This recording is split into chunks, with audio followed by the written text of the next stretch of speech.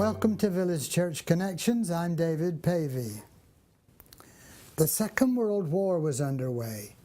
The Germans needed the port of Narvik in Norway with its ice-free harbour through which to ship iron ore from Scandinavia to the war industries in Germany.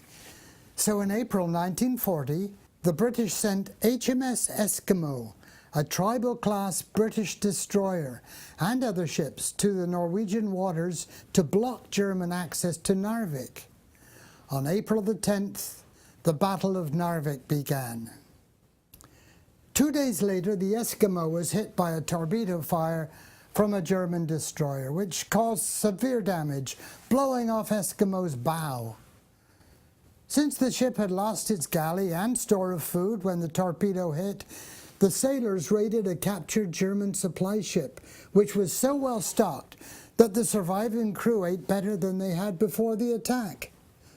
Those who didn't survive, however, were wrapped in canvas, weighted down with a shell from the ship's magazine, and buried at sea. As the disabled ship was not fit to sail home to England, she was kept along with several other damaged ships in the fjord that was nicknamed Cripple Creek. In time, the skilled workers of the British fleet's repair ship, Vindictive, at Skjellfjorden in Norway, made emergency repairs and at last stabilized Eskimo. Still not sufficiently repaired for an attempt to steam or even to be towed home to England, Eskimo remained in the waters around Narvik.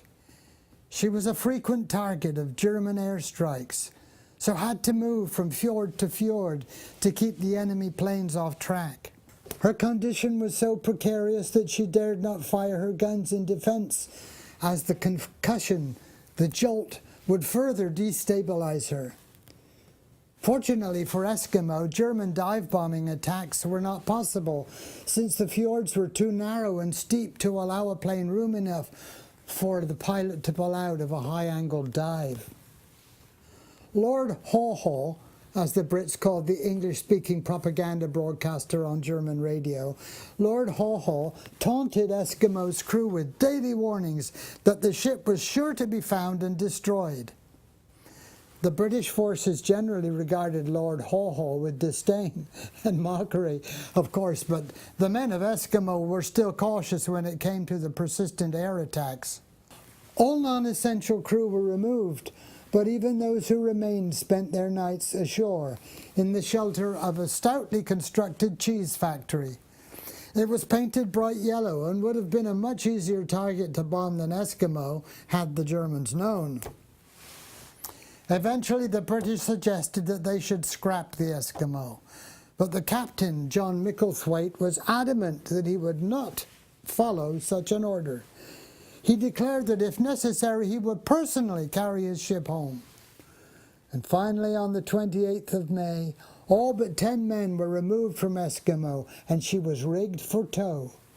She then proceeded without incident across the North Sea to the shipyards in Newcastle-on-Tyne in England, arriving on the 6th of June 1940.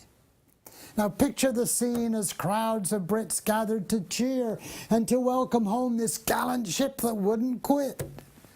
First Lord of the Admiralty, Earl Alexander of Hillsborough, boarded the Eskimo to address the crew on deck. And as he did so, a flight of 18 Hawker Hurricanes flew low over the ship in salute. By September 1940, the repair work was completed, and Eskimo rejoined the 6th destroyer flotilla on the high seas, rendering service throughout the Second World War. In the Mediterranean, in the English Channel, and in Burma. She was just one of 4 of 16 such ships to survive the war. The story of HMS Eskimo is a story of perseverance, which is a virtue that God calls the faithful to exercise. Never tire of doing what is good, wrote the Apostle Paul to the Christians in Thessalonica. Never tire of doing what is good. That is, persevere. He gave the same instruction to the Christians in Galatia. Let us not become weary in well-doing. Persevere. It's relatively easy to start well, another thing to persevere and finish well. Our grandson is now a champion runner, but he didn't begin as a champion.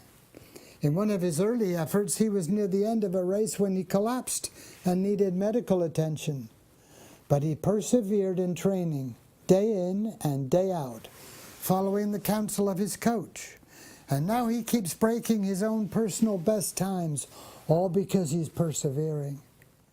So Paul encourages those who've been working faithfully to persevere. Never tire of doing what is good. The story of HMS Eskimo reminds me that God honors those who persevere in doing good, not as a means of gaining eternal life, which is impossible, but out of gratitude to God, who saves by grace those who believe in him. Our love for God should constrain us to persevere in doing good work. Any room for improvement? And thank you for tuning in once again to Village Church Connections.